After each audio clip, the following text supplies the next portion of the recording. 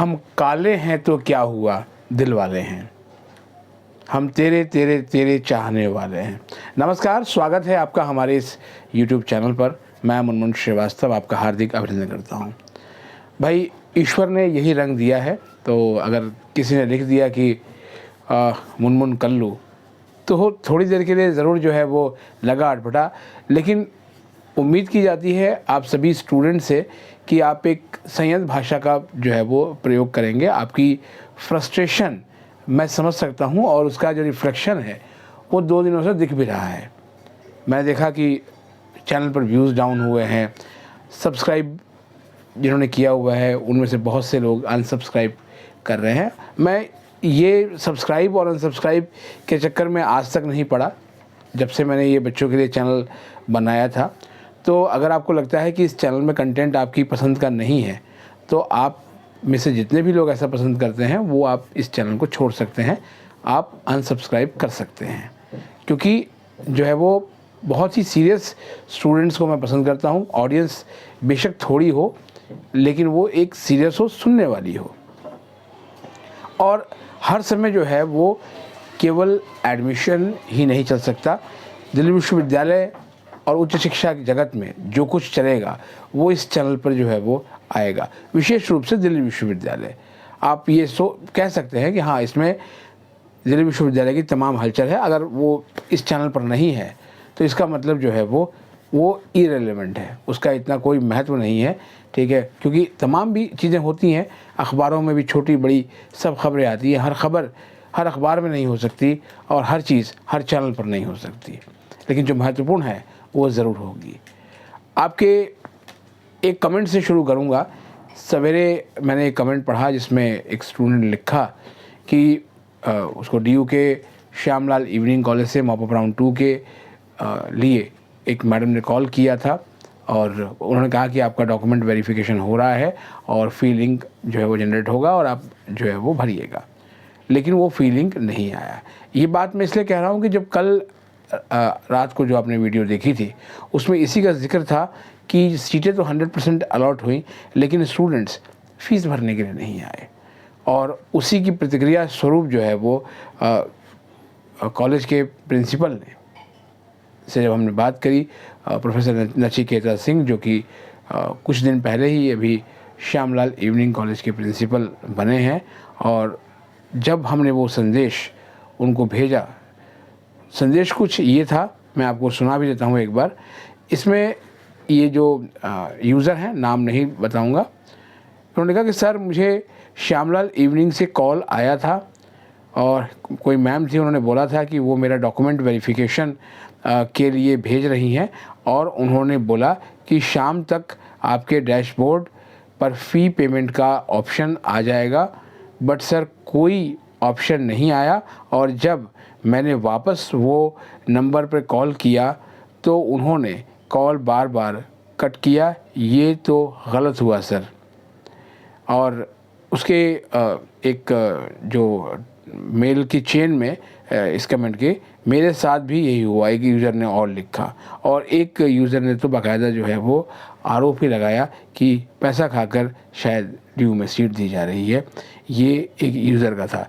इसको हमने जो है वो प्रिंसिपल साहब को भेजा और उन्होंने कहा कि I am looking into the matter. ये स्टूडेंट किस सब्जेक्ट के हैं, एडमिशन जिन्होंने मांगा था और उनको जो है वो इस तरह की जो है वो सिचुएशन का सामना करना पड़ा, उनकी आइडेंटिटी बताएं।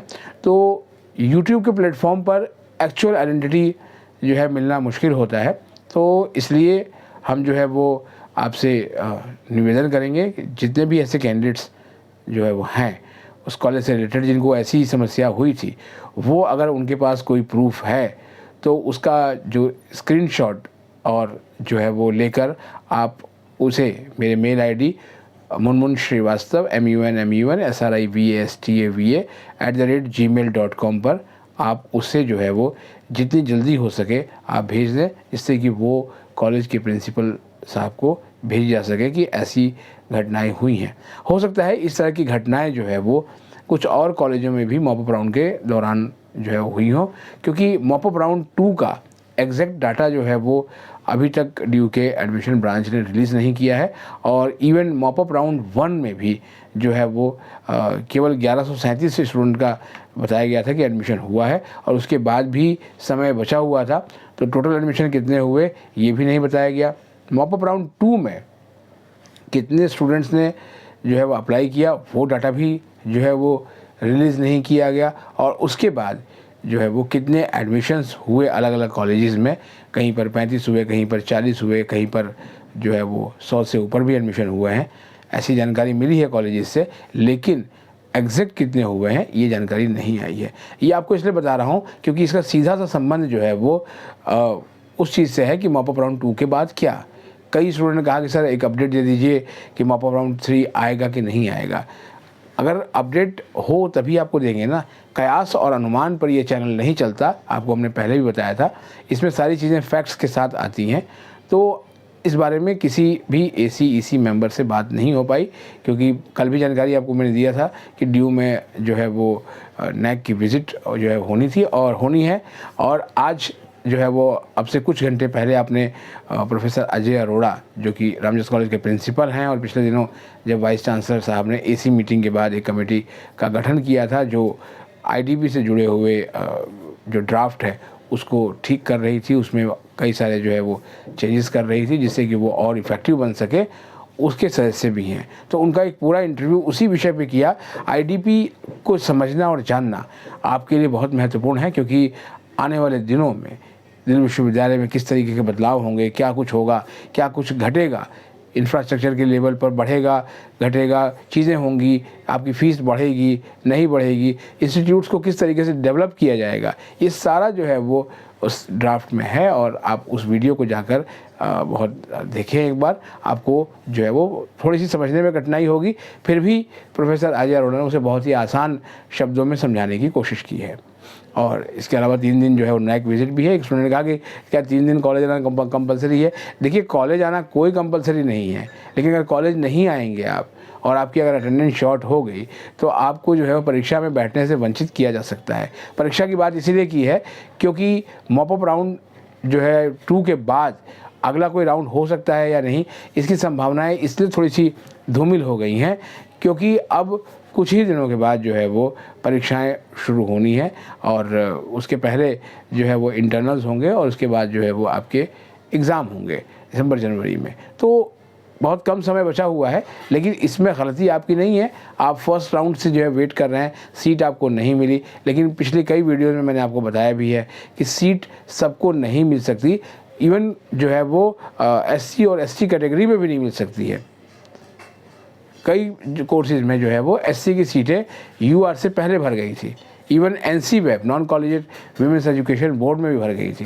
तो इसलिए अगर जो ये कह रहे हैं कि हम UR वालों के साथ जो है वो बड़ी दिक्कत है और बड़ी नाइंसाफ़ी हुई है, तो ऐसा कहना जो है वो पूरी तरीके से सही नहीं होगा। UR की सीटें कम हैं, और ये केवल दिल्ली विश्वविद्यालय में ही नहीं, ये तमाम जगहों पे है।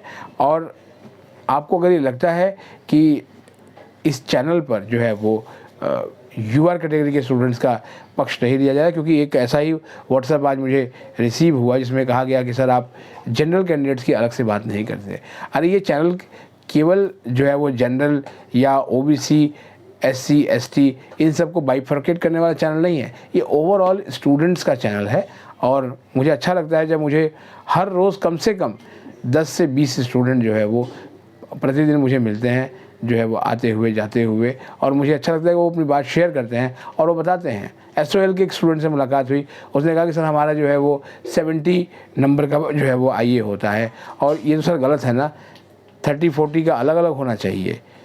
इस बारे में हम सवाल करेंगे और उसका जवाब उस बच्चे का देंगे। ऐसा ही एक कमेंट मैंने जो है वो वीडियो के ऊपर भी जो है वो सुना। लेकिन होता क्या है कि दिल्ली विश्वविद्यालय अपने आप में एक पूरा समुद्र है, और एकदम से सारे सवालों के जवाब लेकर आना बड़ा मुश्किल होता है। मेरी कोशिश ये होती है कि मुझे कम बोलना पड़े और एक्सपर्ट खुद बोलें इंटरव्यू के माध्यम से।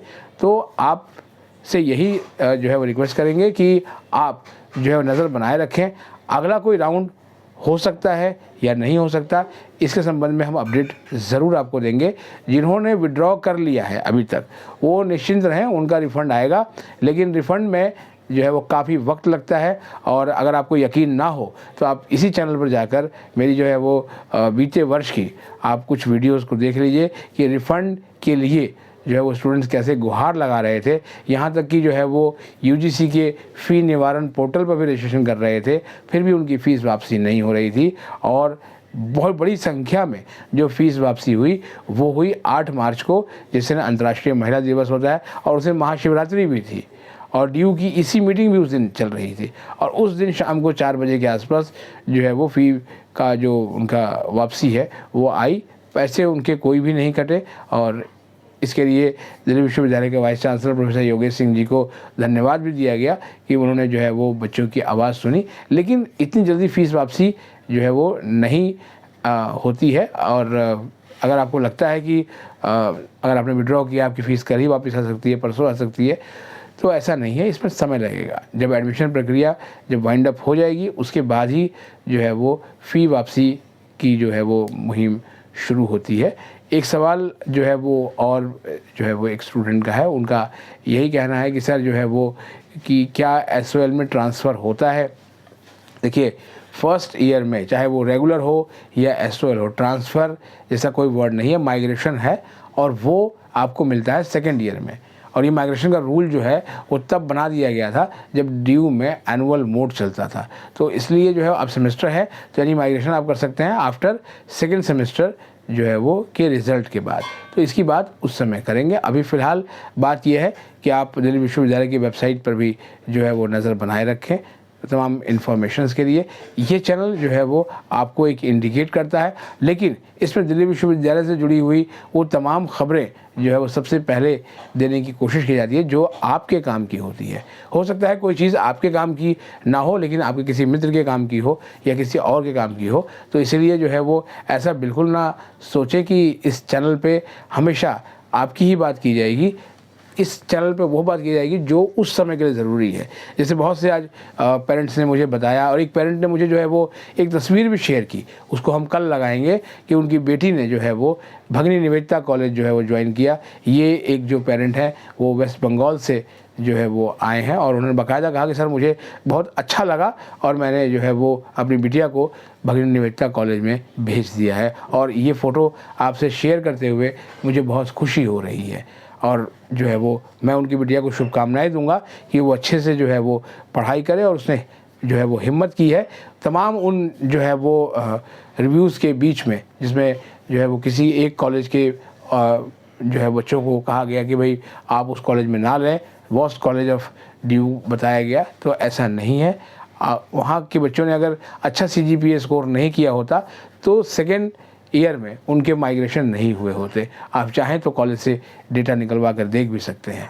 फ़िलहाल आज के लिए इतना ही। हमारे चैनल पर नए हैं तो चैनल को सब्सक्राइब कर लें और इसे अपने दोस्तों के बीच शेयर करें। मिलते हैं एक और एपिसोड के साथ, तब तक के लिए नमस्कार।